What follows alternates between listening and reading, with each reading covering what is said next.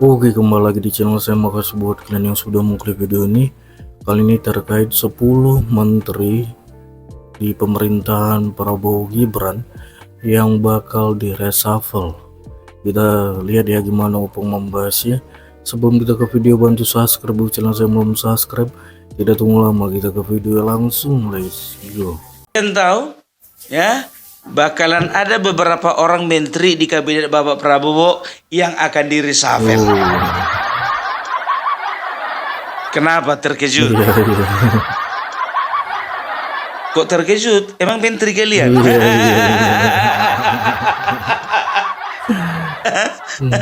Aduh. Gimana Pak Bahlil? Mental lama?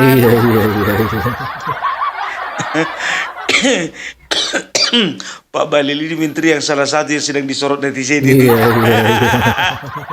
Gara-gara gas LPG 3 kg.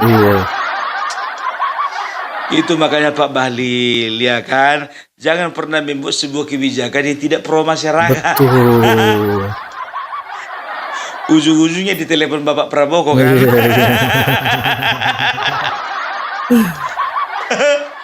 Dan netizen mengatakan, tolong dulu itu salah satu itu menteri itu bisa itu di reshuffle.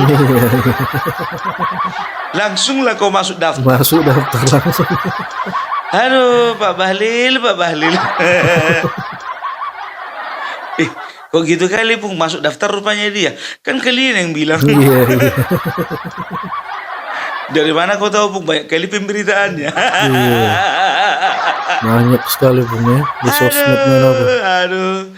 Jadi isu ini ya dibantah ya, isu reshuffle ini dibantah oleh Wakil Ketua Umum Partai Gerindra ya, Budi Jiwandono mengatakan bahwasanya tidak ada isu reshuffle di dalam kabinet Bapak Prabowo. Tapi masalahnya Sekjen mengatakan bahwa isu itu ada. Isunya ada ya. Mananya ini kok nggak sepaham kalian? Bapak Ahmad Muzani mengatakan bahwasanya menyikapi akan isu reshuffle ini, malah menyatakan bahwasanya beliau meminta kepada para menteri dari Gerindra supaya kerja lebih keras lagi. Artinya apa? Supaya jangan ada menteri dari Gerindra yang di reshuffle. Aduh, Sumi Dasko juga mengatakan seperti itu. Ya, bakalan ada isu reshuffle. Nah, kenapa Wakil Ketua Umum mengatakan tidak ada isu reshuffle? Tolonglah dulu bapak-bapak, samakan dulu bahasa kalian, biar masyarakat jangan bingung. Terlebih lagi presiden kami jangan bingung. Gimana yang gue takut di bawah ini, kok nggak ada yang kompak? Ya kan? Capek loh Bapak Prabowo itu memikirkan masyarakat. Jangan memikirkan anggotanya, makin capek dibikin pikirannya. Tapi itulah, itu bukan perkara penting. Mungkin informasinya kurang nyampe. Aduh. Tapi isu reshuffle ini jujur aja gue bilang ya, ini sangat mengejutkan ya bagi menteri. Bukan bagi masyarakat. Malah kalau permintaan masyarakat, kalau bisa separuh di reshuffle itu. Permintaan masyarakat kan begitu. Nah, permintaan dari RT 16 wakil presidennya yang di reshuffle. Itu terus ya. Permintaan dari RW 24 presidennya yang di reshuffle. Maunya mereka Anies Baswedan lah yang jadi presiden. Iya, betul. Paten kali Pak. Baru kali ini ada golongan yang kepingin presiden yang di reshuffle. Aku ingat kali apa kata-katanya si Dokter Tipa itu. Pak Refli Harun, bagaimana kira-kira itu Anies Baswedan? Saya optimis dia akan menggantikan Gibran menjadi wakil presiden. Dokter Tipa. Aduh, ya, tahu ndak kalian? Jujur aja aku bilang sama kalian, ya, makin ke sini, ya, hak untuk mereshuffle kabinet, ya, itu dari seorang presiden itu bergeser kepada seorang netizen. Iya, iya, iya. Setahu kita kan yang meresapel itu kan presiden. Sekarang itu penilaian netizen bisa menentukan seseorang itu kena resapel. Iya, iya, iya. Ngeri ya. Nah, itulah hebatnya netizen Iya. Indonesia. Pokoknya jangan macam-macam. Ku bilang sama kalian, jangan macam-macam sama netizen Indonesia. Sikit kalian bergerak kena rujak.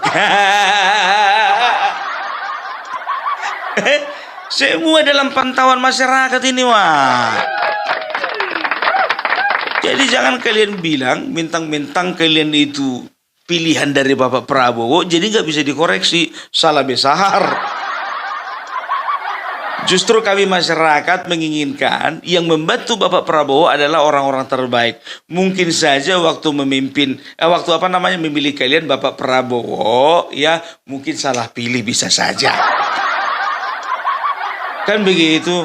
Nah, sekarang pada saat masa resapel ini, ya kan begitu. Kalau nanti memang diresapel, itu artinya apa? Itu artinya rakyat turut serta di dalam membantu Bapak Prabowo dalam memilih orang-orang yang terbaik. Iya dong. Ya. Jadi, ya inilah hebatnya netizen ini, biar tahu kalian. Begitu ada isu resapel, di media sosial banyak kali yang membuat seperti ini. 5 menteri dengan rapok merah di kabinet Bapak Prabowo. Udah ada keluar rapoknya, Mak. Ada lagi yang bilang 10 menteri dengan peringkat terendah. Kan begitu. Setelah itu ada itu entah survei entah lembaga apa itu kan. Jadi melakukan sebuah survei. Tapi nilainya itu biar tuh kalian minus semua. Ya kan, contoh ya, Natalius Pigai skornya itu minus 117. Ada pula skor minus. Ambil dari titik paling rendah 0 gitulah. Minus.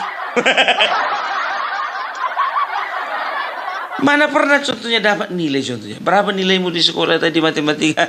Dapat minus 8 aku kata. Nilai apa minus 8? Ada aja. Iya kan? Jadi ini dia, aku bantu kalian ya. 10 menteri dengan rapok merah di kabinet Bapak Prabowo.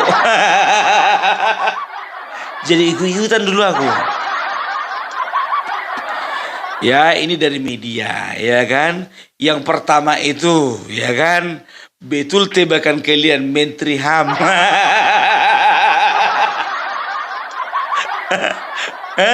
Siapa itu? Natalius Pigai. Aduh, tapi memang jujur aja gue bilang, kayaknya 100 hari ini nggak ada dobrakan yang terlalu signifikan gitu loh. Bikin program apa kayak gitu loh. Ini enggak. Begitu masuk ke kabinet, besok dia itu minta uang 20 triliun. Absurd kali. Awak biasanya kalau diangkat contohnya, enggak berani minta-minta. Kalaupun ada kekurangan, diamin aja lah. Itulah kau minta-minta. Jadi kayak gini lah kan. Kau pula nomor 1. Jangan ada yang rusuh. Tidak ada ngomongin masalah suku sini ya. Jangan ada yang rusuh.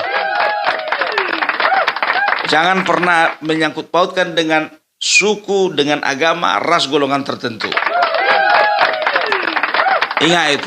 Ya, jadi Opung Parbela pun juga tidak pernah menampilkan sesuatu yang menonjolkan ras, suku, agama, golongan tertentu. Nggak boleh itu ya.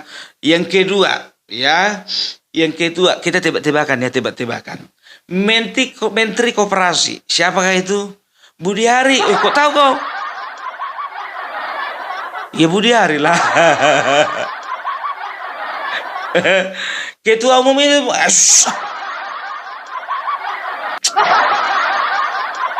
diamkan aja lah. Iya pun kan itu kan salah satu juga yang kau dukung kemarin. Sekarang begini, kita dukung nggak kita dukung, ya yang penting kita kasih nilai. Maksudnya ini sebagai koreksi untuk mereka. Budi Ari, Menteri Koperasi, ya sampai sekarang pun juga aku tengok belum ada program-programnya yang terlalu mencolok kan begitu. Maunya ya kan, kalau sudah dikasih kesempatan, kemarin kan sempat juga bikin kasus kawan ini. Masalah data kena lock. Zaman Jokowi kemarin. Aku pun heran jujur aja aku bilang ya kan, kok nongol lagi kawan ini.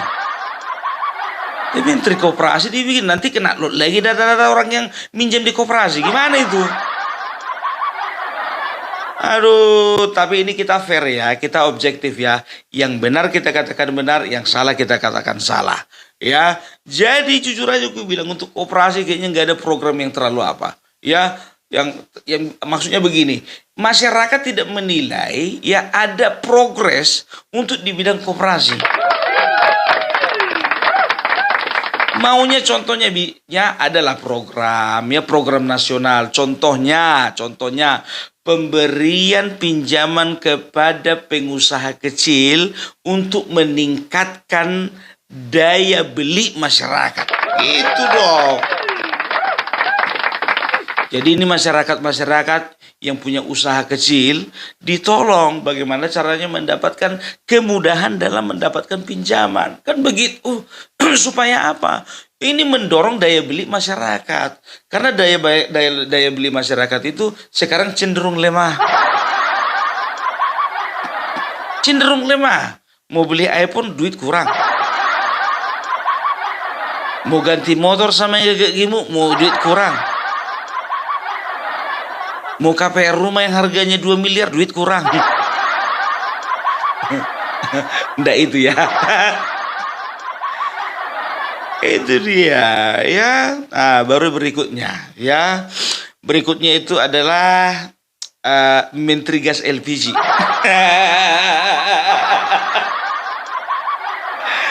Menteri ESDM ya Bahlil Lahadalia ya.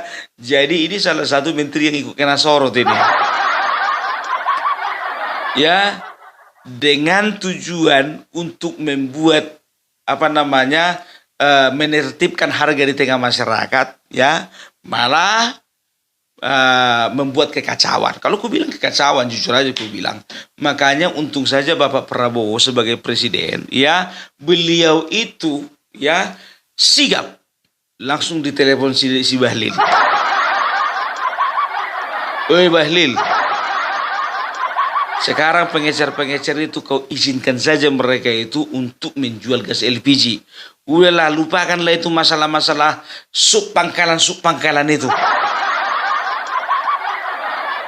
Oke, baik bos, oke lah kalau kayak gitu. Ujung-ujungnya apa, pengecer, alhamdulillah bisa jualan lagi. Itu jangan bikin kebijakan yang pertama, jangan pernah bikin kebijakan mendadakan gitu loh. Ada kebijakan sosialisasikan dulu baru eksekusi. Ini ndak langsung kau eksekusi. Sosialisasi belum ada. Apa nggak terkejut penjual eceran di bawah? Tiba-tiba nggak bisa jualan aja.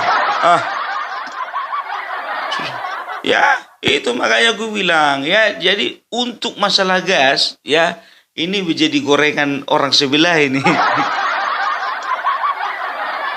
Oke gas, sangat langka mau beli gas. Ngiri, goreng terus. Sedangkan majalah Tempe, biar tahu kalian, bikin hoax dia. Dibilangnya lah ada seorang nenek-nenek meninggal gara-gara antri beli gas. Heboh lah berita itu kan? Heboh berita itu. Jadi dari polsek setempat langsung melakukan cross check. Ternyata enggak. Beliau beli gas, tidak antri, pulang meninggal. Jadi bukan gara-gara antri beli gas meninggal. Majalah Tempe. Nanti kita angkat itu. Ya itu dia. Jadi kalau nggak salah sih, kalau nggak salah sekarang Bapak Menteri Bahlil ini ya agak was-was juga. Was-was lawak. Ya kan? Yang keempat ya, Menteri Raja Juli Antoni. Kena juga dia pun kena. Siapa yang masukkan daftar bukan aku. Media. Ya, jadi ini pun juga ya bisa dikatakan kurang bisa memberikan progres gitu loh ya. Jadi seperti apa sih yang harusnya dilakukan untuk melestarikan hutan kan begitu. Apa sih yang dilakukan? Contohnya misalnya ya kita punya target ya reboisasi sekian juta hektar contohnya begitu. Harus ada dobrakan seperti itu ya. Ya apalagi di tengah-tengah situasi di Indonesia ini banyak sekali hutan-hutan gundul kan begitu. Atau misalnya ya masyarakat diberikan hak guna usaha untuk mengelola hutan tanpa merusak hutan. Loh, apa maksudnya mengelola hutan tanpa merusak hutan? Bisa, Bu? Ya bisa, kenapa nggak bisa? Contoh hasil-hasil hutan seperti rotan-rotan itu kan ada di hutan, ya kan? Jadi masyarakat di sana diberdayakan, mereka itu dipersilakan untuk mengambil hasil alam berupa rotan, ya. Tapi disosialisasikan bagaimana caranya mengambil rotan tanpa merusak tanaman atau tumbuh-tumbuhan yang lainnya, gitu. Kayaknya lebih cocok lah aku jadi menteri kehutanan.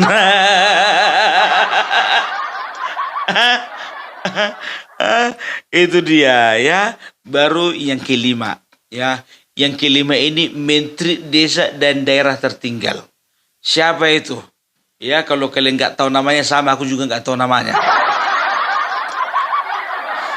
Tapi kalau aku bilang orang yang kemarin pakai kop surat untuk urusan pribadi, ingat kalian kan? Pasti ingat. Namanya itu Yandri Susanto. Iya, Yandri Susanto, gitu loh ya. Jadi ini pun juga ku tengok banyak kali kunjungannya. Kunjungan ke sana, kunjungan ke sana, kunjungan ke sana, kunjungan ke sana. Sekarang bukan kunjungannya itu yang penting, Bapak. Iya kan? Yang penting itu apa program unggulan yang bisa dilakukan di sebuah desa. Gitu, contohnya ya. Harusnya Menteri Desa ini memberikan target kepada desa, bukan hanya menerima dana 1 miliar tiap desa, tapi mereka harus dipaksa bisa ya menciptakan usaha atau lapangan kerja bagi penduduk mereka sendiri. Oh, kita kan udah ada BUMD pun. Iya betul BUMD, tapi bagaimana kira-kira? Apakah desa ya mampu tidak menciptakan lapangan kerja bagi penduduk mereka sendiri sehingga desa tidak lagi ditinggalkan oleh penduduknya ya? Oleh karena apa? Oleh karena penduduknya lebih tertarik untuk melakukan urbanisasi ke daerah perkotaan. Harus dipikirkan ini. Itu loh. Kalau misalnya daerahnya ada potensi wisata, ya kasih target, ya harus berkembang dalam menerima menerima pendapatan asli dari desa, ya dari sektor pariwisata, kan begitu. Misalnya kalau desanya itu adalah daerah industri, daerah tambang, daerah ini, daerah pertanian, daerah lain harus ada gitu loh. Ini jadi lebih cocok aku menteri desa. Ya, itu dia. Cocok kalian rasa? Ya kan, cocok kan? Cocok lah.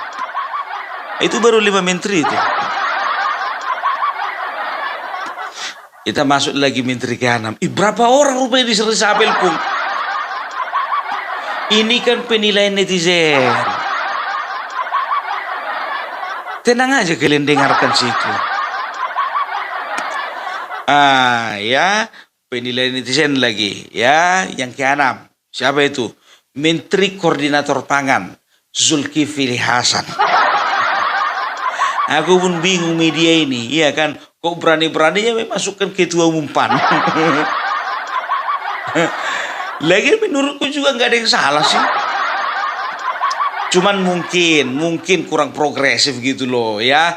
Artinya apa? Artinya bisa dikatakan ya mungkin ya ada beberapa daerah ya mungkin harga barang-barang yang ada di sana itu tidak sama dengan daerah lain. Karena apa? Karena distribusi barang itu mungkin ke sana itu susah oleh karena mungkin transportasi kan begitu. Aku nggak tahu.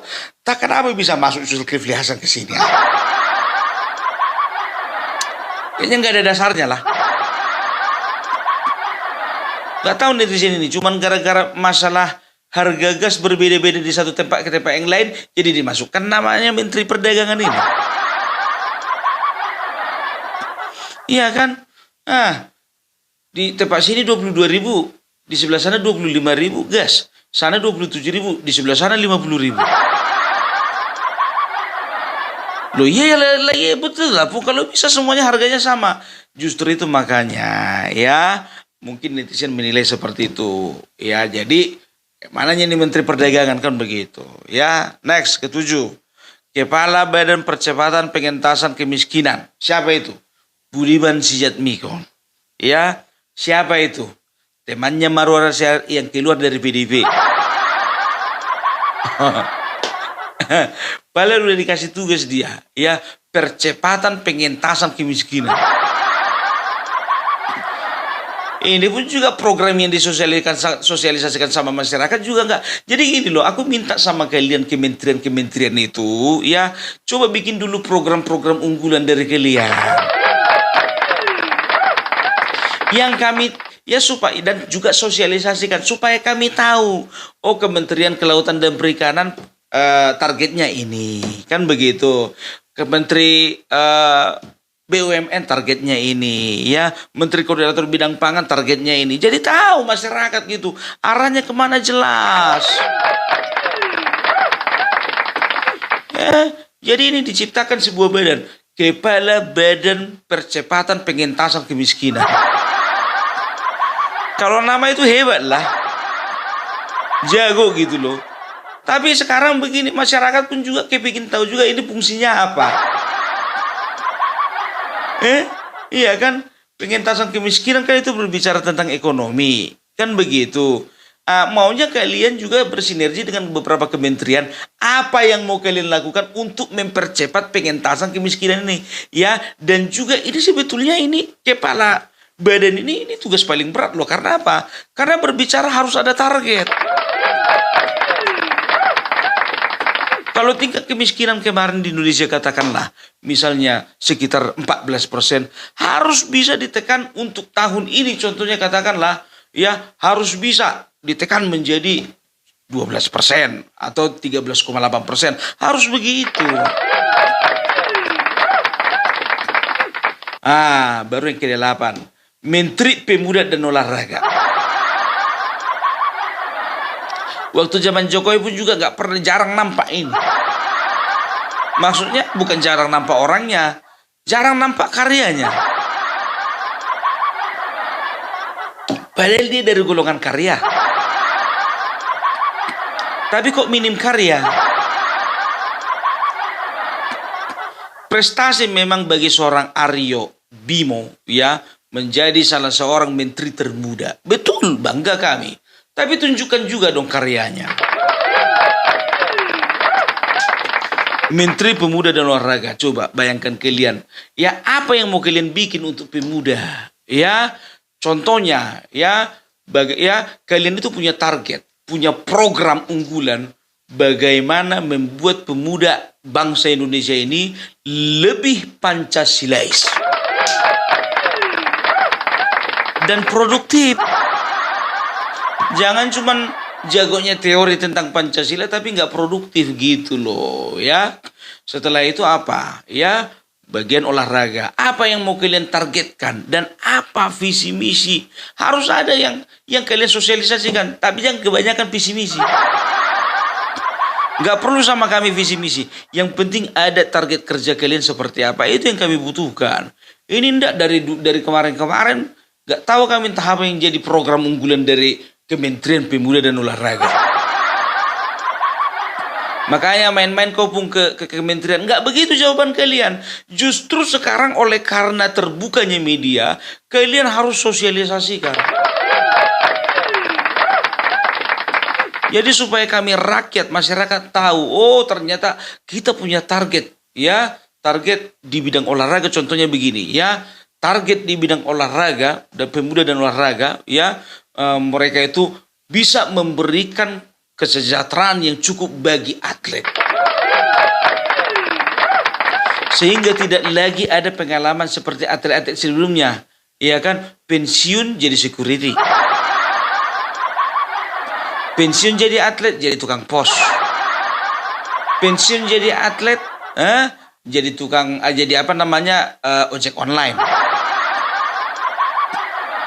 Kan begitu. Padahal harusnya mereka pensiun-pensiun itu dibikin sebuah diberdayakan lagi untuk apa? Supaya mereka itu bisa memberikan semangat kepada pemuda-pemudi dan juga kepada anak-anak, ya, semangat untuk menjadi atlet yang berkualitas.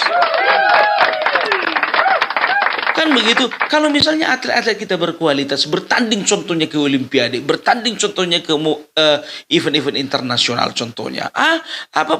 Bukan cuma kebanggaan yang kita dapatkan. Kita juga diperhitungkan sebagai negara yang juga maju di dalam bidang olahraga. Sekali lagi, kayaknya Bung Parbelet lebih cocok jadi menteri olahraga. Itu dia, ya. Selanjutnya ya, Menteri Koordinator Bidang Hukum, HAM, Imigrasi dan Pemasyarakatan, ya, Yusril Iza Mahendra. Kalau ini sih kayaknya aku kurang setuju ini.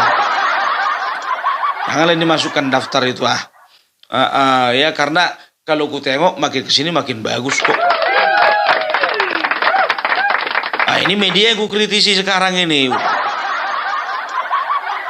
Gitu loh. Ya, penegakan hukum kan sekarang begini, kalau bicara tentang penegakan hukum, ya, ini nggak akan ada habis-habisnya ini. Cuman Mahfud MD lah Menko Polhukam yang mengomentari negatif kepemimpinannya diri sendiri. Yang mengomentari penegakan hukum di masa kepemimpinannya nggak beres. Dia sendiri mengakui itu, biar tahu kalian. Aduh, itu dia, ya. Baru berikutnya yang terakhir, Menteri Kebudayaan Fadlizon, ya. Jadi walaupun Bapak ini yang satu ini adalah anggota, bukan cuma anggota sih, bisa dibilang juga ini pengurus senior di Gerindra, ya. Tapi ku tengok juga sampai sekarang memang terobosannya untuk kebudayaan belum ada, ya kan. Biarlah ini juga menjadi koreksi. Maksudnya apa? Ya, contohnya ya, ada target, ada sasaran dari Menteri Kebudayaan ini apa? Kan begitu, ya. Jadi contohnya harus ada pendidikan kebudayaan, ya, di masing-masing daerah. Contoh di tempatku sendiri, di kampungku sendiri, ya, kebudayaan itu sudah mulai tergerus dengan zaman. Oleh karena apa? Pendidikan tentang kebudayaan itu sudah minim. Di kampung kami, jujur aja ku bilang sama kalian, ya, itu jangan heran kalian kalau di kampung kami lagi, ya, contohnya di daerah Toba, di daerah Tarutung, itu anak-anak udah gak ada lagi yang mau bahasa Batak, betul. Udah pakai bahasa Indonesia semuanya. Bukannya bilang apa, kadang-kadang lu gue. Ini hal sederhana kalau ku bilang sama kalian, ya. Sedangkan aku jujur aja sebagai orang Batak kepengen kali aku mempelajari bagaimana budaya Jawa, bagaimana budaya Sunda, bagaimana budaya Minang, bagaimana budaya Aceh, bagaimana budaya Papua. Begitu, ya. Dan juga contohnya lagi misalnya, ya, contoh dari Papua. Dari Papua misalnya ada guru kebudayaan di sana, guru seni dan budaya di Papua. ya bikin pertukaran guru seni dan budaya dari Papua ke Sumatera Utara ke Papua. Karena contohnya kami, jujur saja, kalau lewat internet katanya kurang enak gitu, kurang seret. Tapi kalau ada contohnya misalnya ada delegasi dari Papua, ya dikirim guru seni dan budaya, kita bisa belajar dengan leluasa dan juga lebih detail gitu. Dan mereka pun juga bagaimana mereka bisa mengenal tortor bagaimana, ulos bagaimana, baru setelah itu syair-syair dalam bahasa Batak bagaimana. Kan begitu, harusnya seperti itu Bapak. Jelas. Jadi inilah 10 menteri dengan rapot paling merah. Menteri yang lainnya belum ketahuan karena belum ngambil rapot.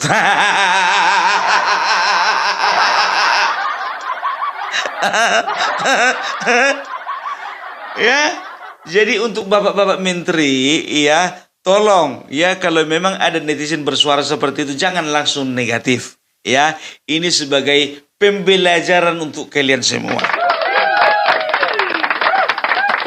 Ya, kalaupun nggak mendasarkan, aku kan hanya membacakan tadi.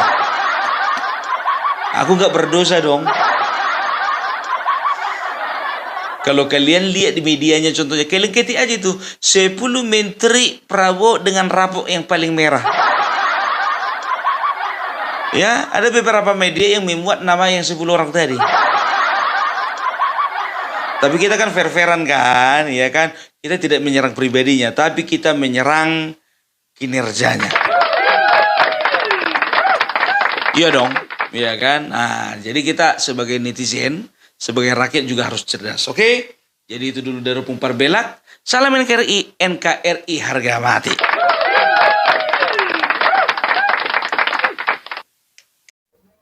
Oke, itu dia videonya ya. Gimana menurut kalian, dan sampai bertemu di video saya selanjutnya. Bye.